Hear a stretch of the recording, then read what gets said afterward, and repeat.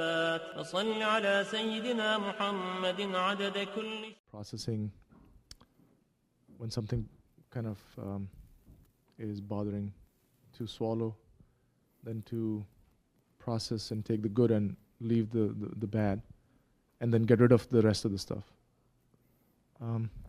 My question is, can you, I find that it is the most difficult thing to get rid of it. Can you help? You can keep it. No, then it becomes a problem. You don't know. No, you keep it. Keep it. You're saying it's difficult to get rid of it? Then we'll see how easy it is for you to keep it. Keep it. Keep until it builds up. Keep until it builds up. Then that time, after it builds up like that, then sit down and ask me the question again. Effendim, you taught us a 3 process. Now I find that it's very easy to just pass it. I learned my lesson. The whole point is for you not to understand from here. No. Not to understand from here. But to understand from here too, from your heart, what do you have to do? You have to experience. You haven't experienced. Not enough? Go ahead, do it until you say it is enough. The best knowledge is the knowledge that you experience. So if the smart man is not going to say, well, I didn't experience. People say poison is bad. But I didn't experience that. So let me drink it. Person is not very intelligent. People are saying doing all these evil things is wrong, but I didn't experience it. This is knowledge. No one ever really thinks that way, really. I have in doubt that it is bad. Let me try it. So how are you going to use now your intelligence for this? You must. Meaning you don't have to, let's say, put it simply, yeah? When you see the minaret, know what happens? You know that there is a town there. You don't have to go in and look. You see, from a distance, you see the minaret coming. The Turks, they are saying.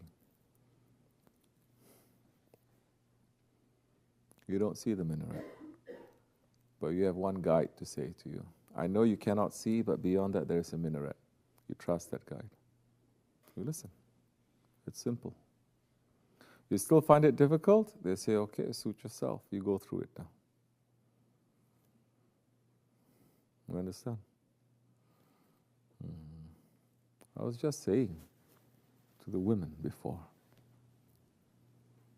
and I'm repeating this.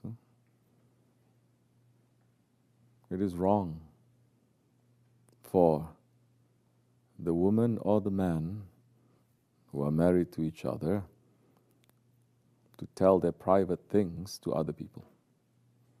Wrong for women to tell private things about the husband complaining to other people. Wrong for the man to tell other men about private things with his wife. Wrong.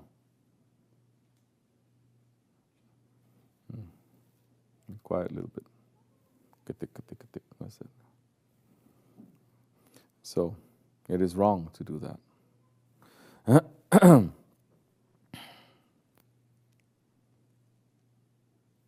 Things happen, yes.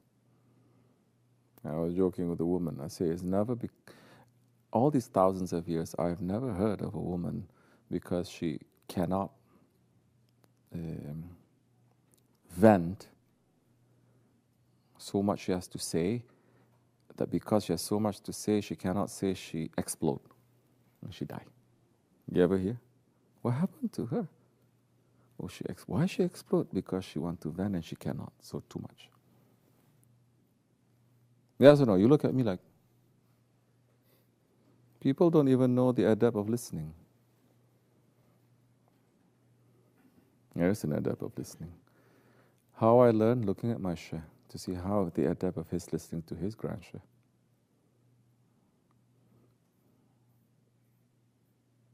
That's how they listen. Oh. That's how they listen to Sohbat. So many things to learn. So many things to learn. So many things to pick up.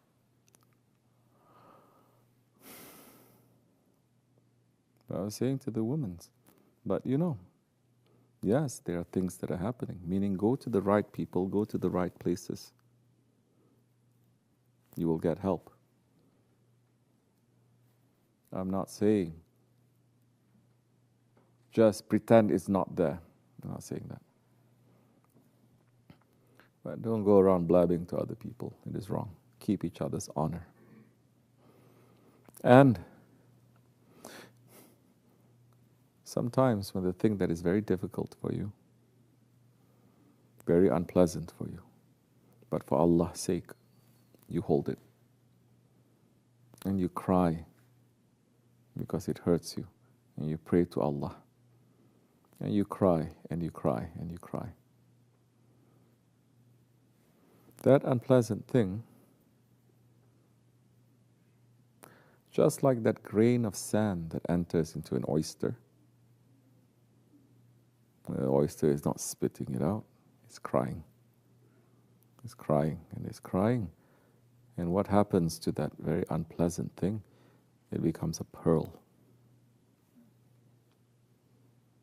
that the sultans, they put on top of their heads.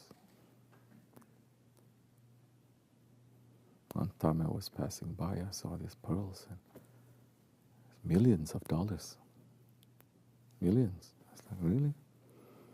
But these are all the tears of the oyster. If the value is given to an oyster, what about the unpleasant things that is given to Hazrat Insan? What kind of jewel he transforms it to, presenting it back to the people, not for himself, to the people, and for Allah's sake. What kind of sufferings the saints, what kind of sufferings first the prophets they went through,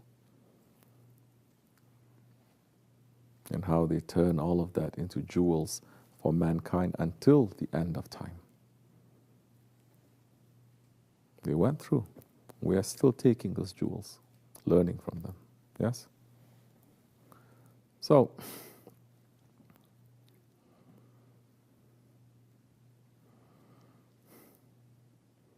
look at things differently. Then slowly, one day, you're going to start feeling different. Not the same. Once you feel different, you think different, you see different, the thing will become different. It will become different. Once you start seeing it with the way that Allah sees, with the way that the Prophet sees, with the way the friends of Allah they see, ﷺ,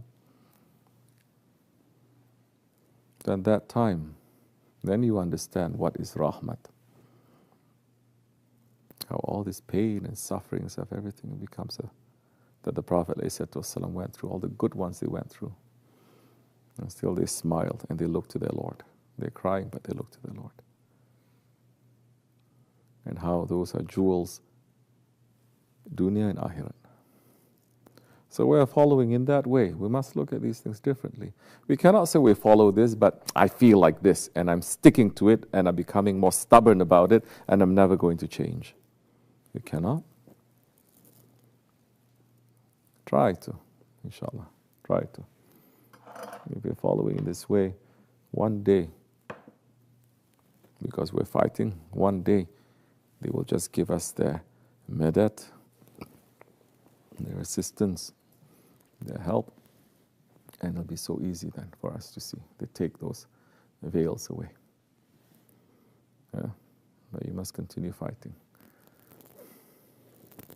And we should not be too entitled to say, I fight, so you have to give me.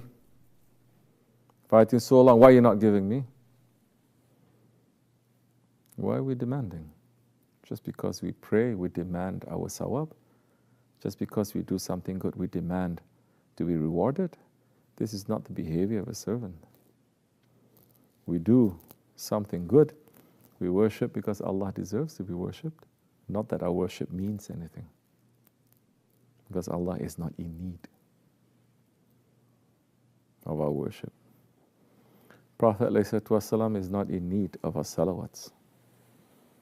Whether we give him salawats, all of creation, all of men and jinns and angels and everything known and unknown give salawats to him, is not going to raise his station one bit.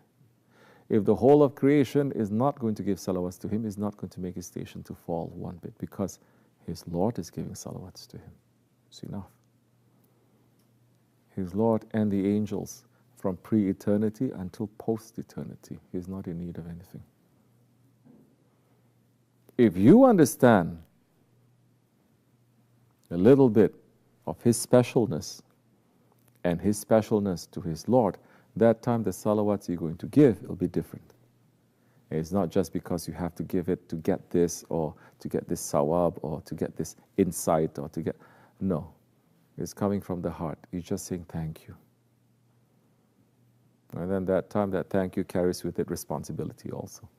Not to say thank you and to continue supporting wrong things and doing wrong things. You understand? Inshallah, slowly.